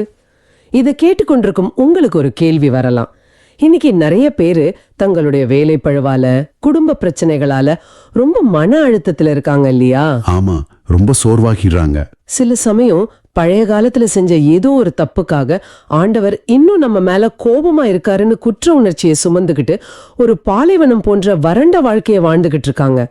அவங்களுக்கெல்லாம் இந்த புத்துயிர், அதாவது இந்த ரினவல் எப்படி கிடைக்கும்? எப்படி இந்த பாலைவனம் போன்ற நிலை மாறும்? ரொம்ப முக்கியமான கேள்வி இது. புத்துயிர் அப்படின்னு சொன்ன உடனே நம்ம வாழ்க்கையில இருக்கிற பிரச்சனைகள் எல்லாம் ஒரே ராத்திரியில மேஜிக் மாதிரி காணாம போயிடும்னு நம்ம தப்பா நினைச்சிடக்கூடாது. ஓ, அப்போ பிரச்சனைகள் தீராதா? இஸ்ரேல் மக்களுக்கு கிடைத்த புத்துயிர் அந்த இடிந்த சுவர்களை உடனே சரி செய்யல. ஆனா அவங்க மனசுக்குள்ள ஒரு மாற்றத்தை கொண்டு வந்தது. இந்த 6ஆம் வசனத்தை உற்று நோக்குனீங்கன்னா ஒரு அழகான ரகசியம் ஒழிஞ்சிருக்கு. மக்கள் உம்மில் மகிழ்வுறுமாறு அப்படின்னு இருக்கு. உம்மில் மகிழ்வுறுமாறு. ஆமா, அதாவது புத்துயிர் என்பது நம்முடைய சூழ்நிலைகள் மாறுவதில் இல்லை, நம்முடைய மகிழ்ச்சியின் ஆதாரம் மாறுவதில் தான் இருக்கிறது. இதை இன்னும் கொஞ்சம் தெளிவுபடுத்துங்களேன். சூழ்நிலை மாறலேனா நம்மால எப்படி சந்தோஷமா இருக்க முடியும்? நம்முடைய சூழ்நிலைகளை வைத்து நாம் ஆண்டவரை எடை போடும்போது நாம் எப்பவுமே ஏமாந்து போவோம். இன்பம் வரும்போது கடவுள் என் கூட இருக்காரு, துன்பம் வரும்போது கடவுள் என்னை கைவிட்டுட்டாருன்னு நினைக்கிற வரைக்கும் நமக்கு நிம்மதி இருக்காது. அது உண்மைதான். ஆனால் ஆண்டவருடைய அந்த ஹெசட், அந்த பேரன்பு நம்ம எல்லா சூழ்நிலையிலும் சூழ்ந்திருக்கிறது என்பதை நாம் உணரும் போது நம்முடைய பார்வை கோணம் முற்றிலுமாக மாறிவிடுகிறது.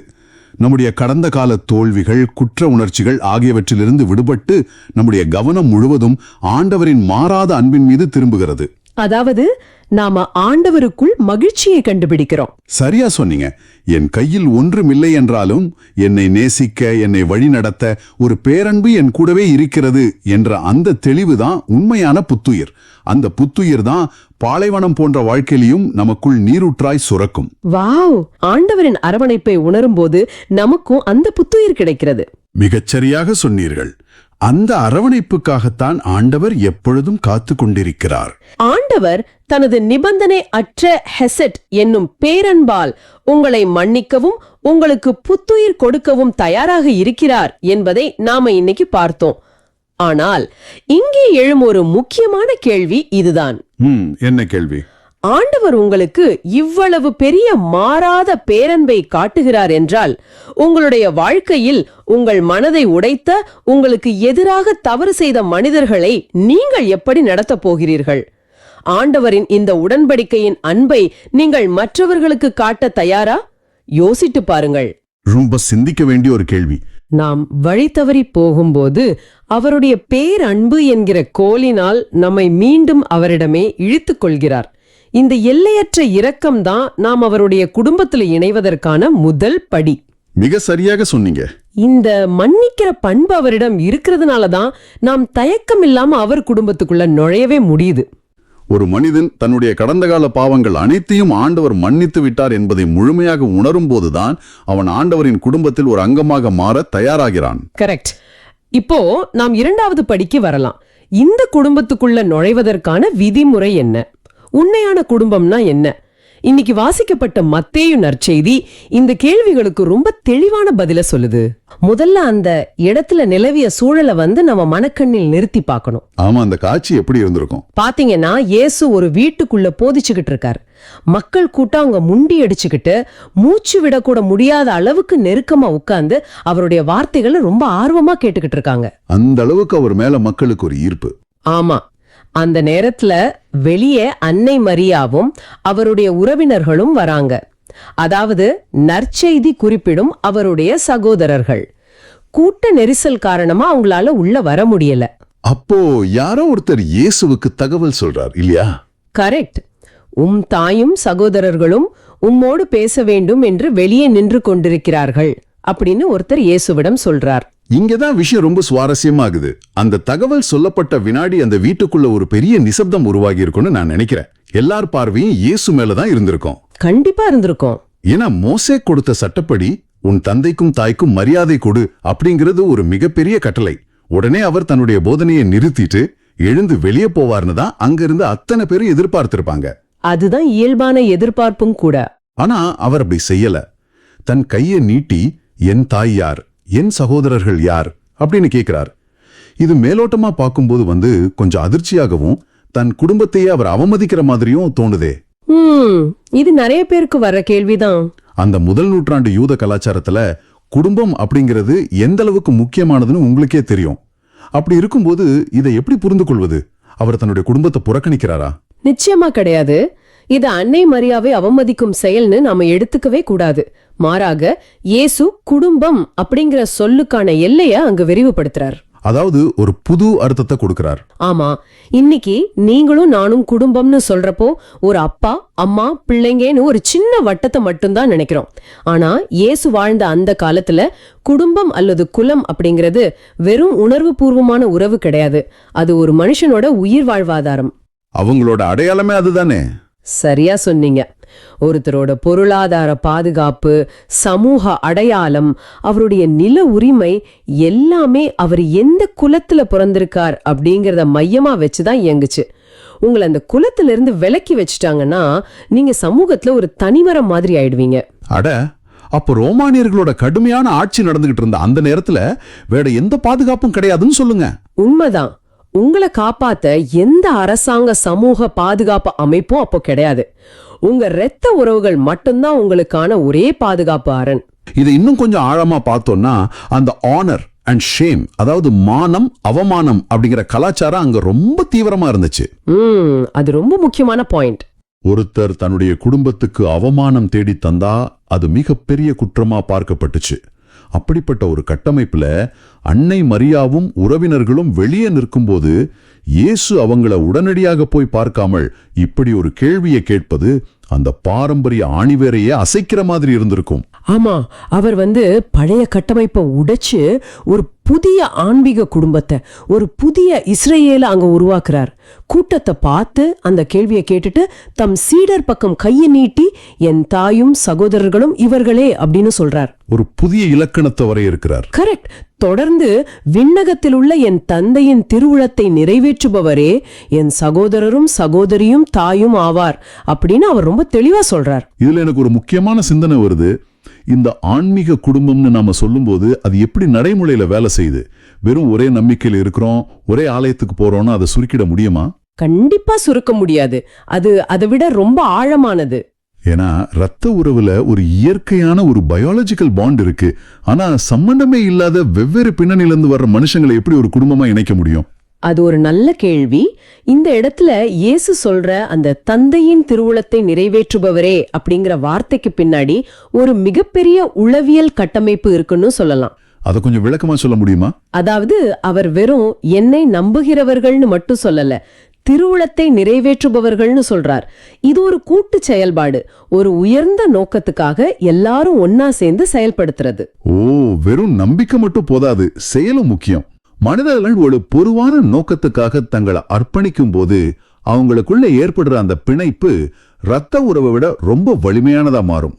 கடவுளின் அன்பை வெளிப்படுத்துறது, ஏழைகளுக்கு உதவுறதுன்னு கடவுளோட திருவுளத்தை நீங்க செயல்படுத்தும் போது உங்க கூட சேர்ந்து அதே திருவுளத்தை செயல்படுத்துற இன்னொருத்தரோட உங்களுக்கு ஏற்படுற பிணைப்பு ரொம்ப ஆழமானது. இந்த திருவுளத்தை நிறைவேற்றுவது அப்படிங்கிற விஷயத்த இன்றைய நற்செய்திக்கு முன் வாழ்த்தொலியாக வர்ற யோவான் 14:23 வாசகத்தோட பொருத்தி பார்த்தா இன்னும் நல்லா புரியுது. ஆமா, அந்த வாசகத்துல என்ன சொல்லப்பட்டிருக்கு? ஆண்டவர் இயேசு சொல்றார், என் மீது அன்பு கொண்டுள்ளவர் நான் சொல்வதை கடைபிடிப்பார், என் தந்தையும் அவர் மீது அன்பு கொள்வார், நாங்களும் அவருடன் வந்து அவருடன் குடிகொள்வோம் அப்படின்னு. சரியா சொன்னீங்க. இந்த நான் சொல்வதை கடைபிடிப்பார் அப்படிங்கிறதும் மத்தேயு நற்செய்தியில வர்ற தந்தையின் திருவுளத்தை நிறைவேற்றுபவரே அப்படிங்கிறது ஒரே விஷயம் தானே? கண்டிப்பா ஒரே விஷயம்தான். ஆண்டவர் சொல்வதை கடைபிடிக்கிறது தான் தந்தையின் திருவுளத்தை நிறைவேற்றுறது. இதுல அந்த நாங்களும் அவருடன் வந்து அவருடன் குடிகொள்வோம் அப்படிங்கிற வார்த்தையை நீங்க ஆழமா கவனிக்கணும். ஓ, கடவுள் குடிகொள்ளும் இடம் பற்றியா? ஆமா, யூதர்களுக்கு கடவுள் குடிகொள்ளும் இடம்னா அது எருசலேம் தேவாலயம்தான். ஆனா இயேசு இங்க என்ன சொல்றாருன்னா, யார் ஒருவர் கடவுளின் வார்த்தைய கேட்டு அதன்படி நடக்கிறாரோ அந்த மனிதரே, அந்த ஆன்மாவே கடவுள் வாழும் தேவாலயமாக மாறிவிடுகிறதுன்னு சொல்றார். அட, ஒரு கட்டடத்திலிருந்து மனிதர்களோடு வாழும் நிலைக்கு கடவுள் இறங்கி வர்றாருன்னு சொல்றீங்க? அதை விட பெரிய சிறப்பு வேற என்ன இருக்க முடியும்? உண்மையாவே இந்த இடத்துல தான் நாம் அன்னை மரியாவை பத்தி ரொம்ப ஆழமா சிந்திக்க வேண்டியிருக்கு. இயேசு என் தாய் யாருன்னு கேட்டப்போ அவர் அன்னை மரியாவை தள்ளி வைக்கல இல்லையா? நிச்சயமா நிராகரிக்கல. மாறாக அன்னை மரியாவோட உண்மையான பெருமை என்ன அப்படிங்கறத உலகத்துக்கு அறிவிக்கிறார். அதாவது அன்னை மரியா வெறும் உடலால் இயேசுவை சுமந்த ஒரு பெட்டகம் மட்டும் கிடையாது. கடவுளின் தூதர் வந்து நற்செய்தி சொன்னப்போ, நான் ஆண்டவரின் அடிமை, உமது வார்த்தையின்படி எனக்கு நிகழட்டும்னு சொல்லி தந்தையின் திருவுளத்தை முழுமையா தன் வாழ்வாக்கியவர் அவர். ரொம்ப சரியான பார்வை இது. லூக்கா நற்செய்தியில நாம பாக்குற அந்த மரியாவின் சம்மதம், அதாவது அந்த பியட், அதுதான் மத்திய நற்செய்தியில இயேசு சொல்ற திருவுளத்தை நிறைவேற்றுதல் என்பதற்கான மிகச்சிறந்த எடுத்துக்காட்டு. ஆமா, அன்னை மரியா வார்த்தையை கேட்டார், அதை தன் உள்ளத்தில் இருத்தினார். சிலுவையின் அடிவாரம் வரைக்கும் அதை தன் வாழ்நாள் முழுவதும் கடைபிடித்தார்.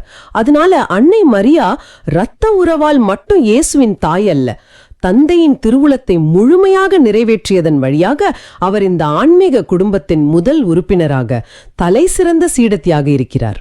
அது ஒரு மிகப்பெரிய திறவுகோள்.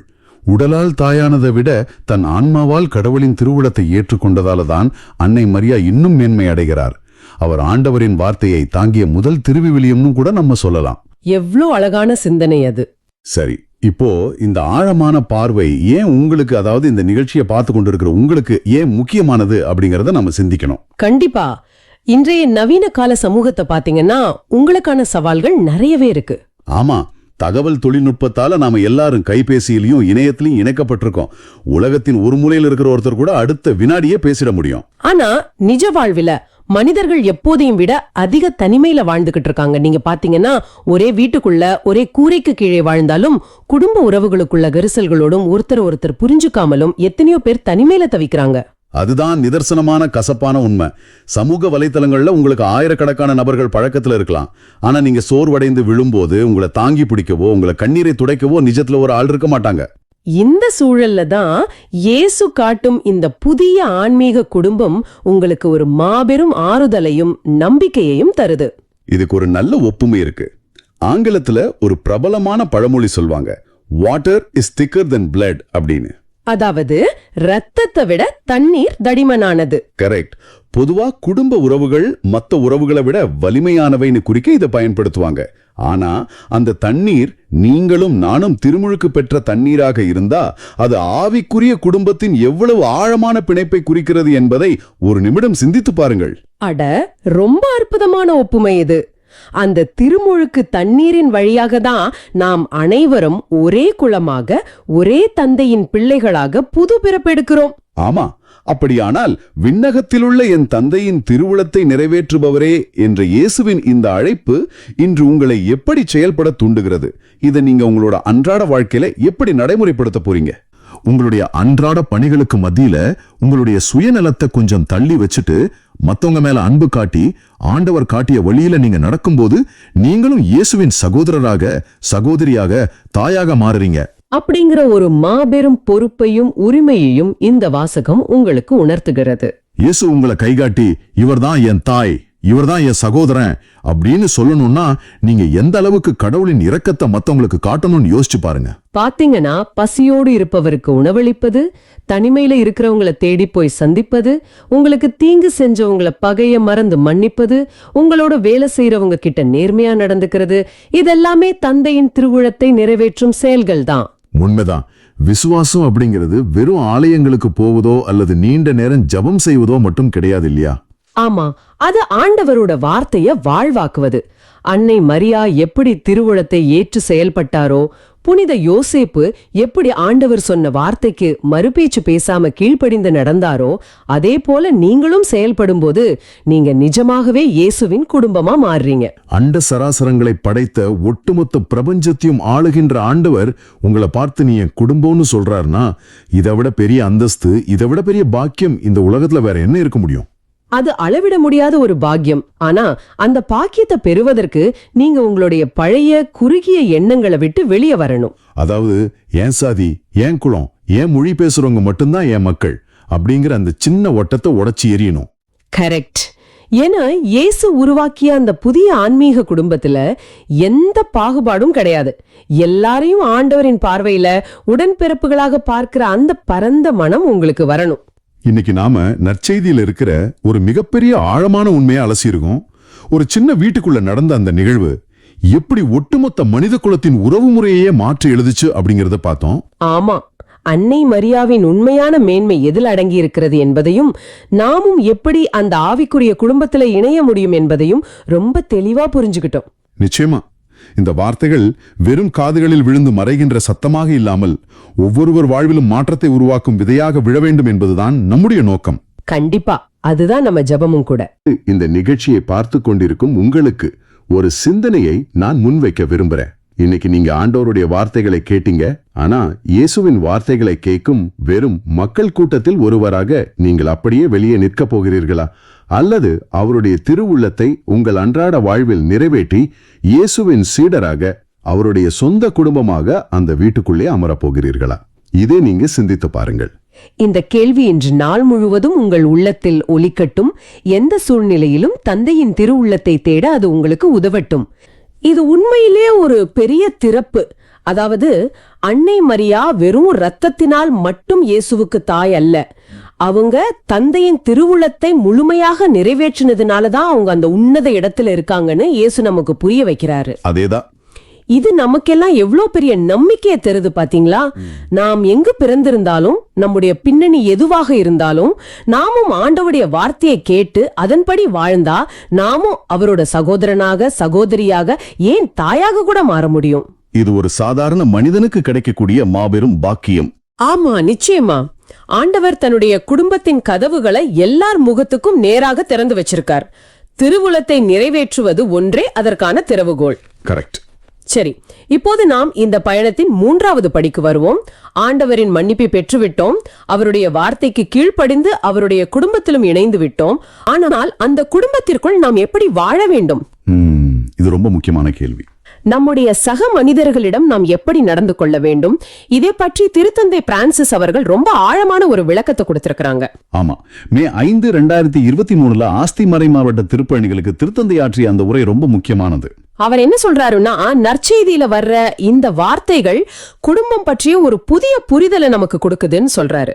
அந்த உரையில அவர் சொன்ன விஷயங்கள் ரொம்ப ஆழமானது. ஆமா, இந்த வார்த்தைகள் குடும்பத்தையே முற்றிலுமாக புதுப்பிக்கிறது அப்படின்னு அவர் சொல்றார். கிறிஸ்தவர்களாகிய நமக்கு இப்போது மிக வலிமையான முக்கியமான பந்தம் என்பது இரத்த பந்தம் அல்ல, மாறாக கிறிஸ்துவின் அன்பே ஆகும்னு ரொம்ப தெளிவா விளக்குறார். இத நான் ரொம்ப கவனமா புரிஞ்சுக்கணும். இரத்த உறவை விட கிறிஸ்துவின் அன்பால் பிணைக்கப்பட்ட உறவே வலிமையானது. திருத்தந்தை இதை இன்னும் ஆழமா கொண்டு போறார்.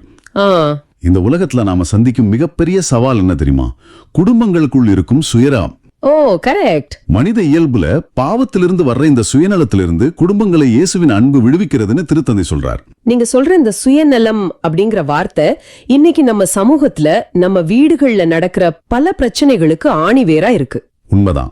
இத கேட்கிற நேயர்களே, உங்க அன்றாட வாழ்க்கையில இது எப்படி பொருந்ததுன்னு கொஞ்சம் நிதானமா யோசிச்சு பாருங்க. நம்ம குடும்பங்களுக்குள்ள எவ்வளோ சுயநலம் ஒளிஞ்சிருக்கு. இது ஏன் சொத்து, நான் ஏன் அவங்களுக்கு விட்டு கொடுக்கணும், இந்த உறவால எனக்கு என்ன லாபம், அப்படிலாம் யோசிக்கிறோம். ஆமா, இப்படிப்பட்ட எண்ணங்கள் தானே இன்னைக்கு நிறைய அண்ணன் தம்பி சண்டைகளுக்கும் குடும்ப பிரிவினைகளுக்கும் காரணம். அதேதான். கணவன் வேலைக்கு போயிட்டு வந்த உடனே நான் எவ்வளோ கஷ்டப்பட்டு உழைக்கிறேன் அப்படின்னு சொல்றதும், மனைவி வீட்டுல நான் பாக்குற வேலை உங்களுக்கு தெரியுமா அப்படின்னு சண்டை போடுறதும் ரொம்ப சாதாரணமா நடக்குது. இந்த சின்ன சின்ன ஈகோ பிரச்சனைகள் தான் குடும்பத்தின் அமைதியே கெடுக்குது. ஆனா இயேசுவின் குடும்பமா நாம மாறும்போது அந்த சுயநலம் முடியுதுன்னு திருத்தந்தை சொல்றார். அது எப்படி சாத்தியமாகுது? திருத்தந்தை என்ன சொல்றாருன்னா, இயேசுவின் அன்பு குடும்பத்தை ஒரு புதிய பந்தத்தால் இணைக்கிறது. அது எப்படிப்பட்ட பந்தம்னா, சுயநலத்தால் ஆளப்படாத சுதந்திரமான பந்தம். வாவ், ரொம்ப அருமையான வார்த்தைகள். அது நன்றி உணர்வும் ஒருவருக்கொருவர் சேவை செய்யும் மனப்பான்மையும் கொண்டதாக இருக்கும்னு சொல்றார்.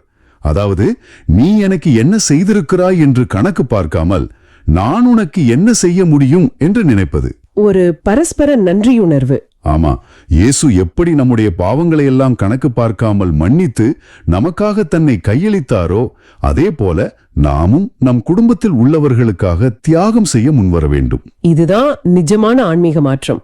ஒரு கணவன் மனைவிக்குள்ள அல்லது பெற்றோர் பிள்ளைகளுக்குள்ள, ஏன் நம்ம திருச்சபை சமூகத்துக்குள்ள கூட இந்த நன்றி உணர்வும் சேவை செய்யற மனசும் வந்துட்டா அங்க சுயநலத்துக்கு இடமே இல்ல.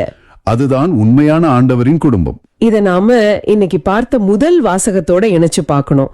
மீகா நூல்ல ஆண்டவர் நம்ம பாவங்களை மரியானா அகழியில கல்ல தூக்கி போடுற மாதிரி கடல்ல தூக்கி போடுறாருன்னு பார்த்தோம். அவர் நம்மள மன்னிக்கிறாரு. கரெக்ட். அதே மாதிரி நாமும் நம்ம குடும்பத்துல இருக்கிறவங்களோட தவறுகளை, அவங்க நமக்கு செஞ்ச காயங்களை மனசுல வச்சுக்காம கடலை தூக்கி போட்டுட்டு அன்பால அவங்களுக்கு சேவை செய்யணும். ரொம்ப அழகாக மூன்றையும் இணைத்து விட்டீர்கள். ஆண்டவர் நம்மளை மன்னிக்கிறார். அந்த மன்னிப்பை முழுமையாக பெற்றுக்கொண்ட நாம் நம்முடைய சகோதர சகோதரிகளையும் மனதார மன்னிக்க வேண்டும். இதுதான் உண்மையான மன்னிப்பு. விண்ணக தந்தையின் திருவுளத்தை நிறைவேற்றுவது இதுதான். அன்னை மரியா எப்படி இறைவனின் வார்த்தைக்கு முழுமையாக தன்னை அர்ப்பணித்து கீழ்ப்படிந்தார்களோ, அதே போல நாமும் நம்முடைய சுயநலத்தை விட்டுவிட்டு குடும்பத்துக்காகவும் திருச்சபை சமுதாயத்துக்காகவும் அர்ப்பணிக்க வேண்டும். ஆமா, நம்மை தேடி வந்து அழைத்து எல்லையற்ற இரக்கத்தை காட்டி தன்னுடைய சொந்த குடும்பத்தில் ஒருவராக மாற்றிக்கொண்ட இயேசு கிறிஸ்துவுக்கு நாம் உண்மையான நன்றியுணர்வோடு சேவை செய்ய வேண்டும். உண்மையாகவே இது ஒரு பெரிய வெளிச்சம். நம்ம பாவங்கள் எவ்வளோ பெருசா இருந்தாலும், எவ்வளோ பாரமா இருந்தாலும், அது அந்த மரியானா அகழியில சுக்கு நூறா உடைஞ்சு காணாம போற மாதிரி ஆண்டவரோட அளவற்ற இரக்கத்துல முற்றிலுமா காணாம போயிடும். கண்டிப்பா. அதன் பிறகு நாம் செய்ய வேண்டியதெல்லாம் ஒன்றே ஒன்றுதான். அன்னை மரியாவை போல உமது சித்தம் நிறைவேறட்டும் அப்படின்னு முழு மனதோட சொல்லிட்டு ஆண்டவரோட குடும்பத்துல ஒருத்தருக்கொருத்தர் சுயநலம் இல்லாம அன்பால் இணைந்து வாழ்வதுதான். ஆமா, இதை விட ஒரு சிறப்பான நிம்மதியான வாழ்க்கை இந்த உலகத்துல வேற எதுவுமே இருக்க முடியாது. ஆம், இதை விட பெரிய பாக்கியம் வேறொன்றும் இல்லை. இந்த சிந்தனையோடு இன்றைக்கு நாம் இந்த விரிவான பார்வையின் நிறைவுக்கு வருகிறோம். ஆனால் இதை அமைதியாக கேட்டுக்கொண்டிருக்கும் உங்களுக்கு நான் ஒரு முக்கியமான, சற்று ஆழமான கேள்வியை முன்வைக்க விரும்புகிறேன். நேர்களை கொஞ்சம் கவனமா கேளுங்க.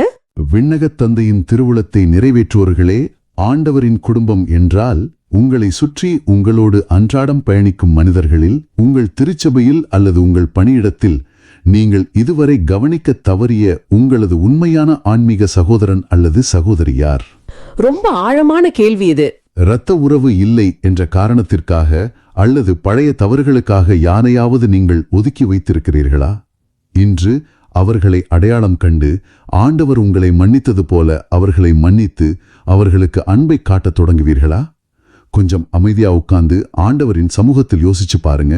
இப்போது நாம் அனைவரும் இணைந்து ஜெபிப்போம். எங்கள் அன்பு தந்தையே, உம்முடைய திருவுள்ளத்தை எங்கள் வாழ்வில் நிறைவேற்றவும், இயேசுவின் உண்மையான குடும்பமாக நாங்கள் வாழவும் எங்களுக்கு அருள் தாரும். இதை கேட்டுக்கொண்டிருக்கும் ஒவ்வொரு நேயருக்காகவும் நான் மன்றாடுகிறேன். கடந்த கால குற்ற உணர்ச்சிகளாலும் வாழ்க்கை போராட்டங்களாலும் சோர்வடைந்து பாலைவனம் போன்ற வாழ்க்கையை வாழ்ந்து கொண்டிருக்கும் ஒவ்வொருவருக்கும் நீர் உமது பேரன்பை காட்டி அருளும். சூழ்நிலைகளை கடந்து உம்மில் மட்டுமே உண்மையான மகிழ்ச்சியை கண்டடைய அவர்களுக்கு புத்துயிர் அளித்தருளும். அவர்கள் மற்றவர்களுக்கு உமது பேரன்பை காட்டும் கருவிகளாக மாற அருள் தாரும். அவர்கள் குற்ற உணர்ச்சி என்ற பாரத்திலிருந்து விடுபட்டு உமது மாறாத அன்பில் வேரூன்றி வாழ அருள் தாரும். அவர்கள் வாழ்வில் எந்த இருள் சூழ்ந்திருந்தாலும் உமது ஒளியும் பாதுகாப்பும் அவர்களை வழிநடத்துவதாக.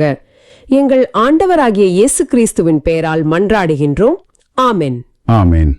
அன்பான நேயர்களே, இந்த ஆழமான பார்வை உங்களுக்கு பயனுள்ளதாக இருக்குதுன்னு நினைச்சா மத்தவங்களுக்கு இந்த வீடியோவை ஷேர் பண்ணுங்க. நற்செய்தியின் தூதராக இறையாட்சியை எடுத்துரைங்க. நன்றி. கண்டிப்பா இதை மத்தவங்களோட பகிர்ந்துக்கோங்க. மீண்டும் நாளை சிந்திப்போம். இயேசுவுக்கே புகழ். அன்னை மரியே வாழ்க.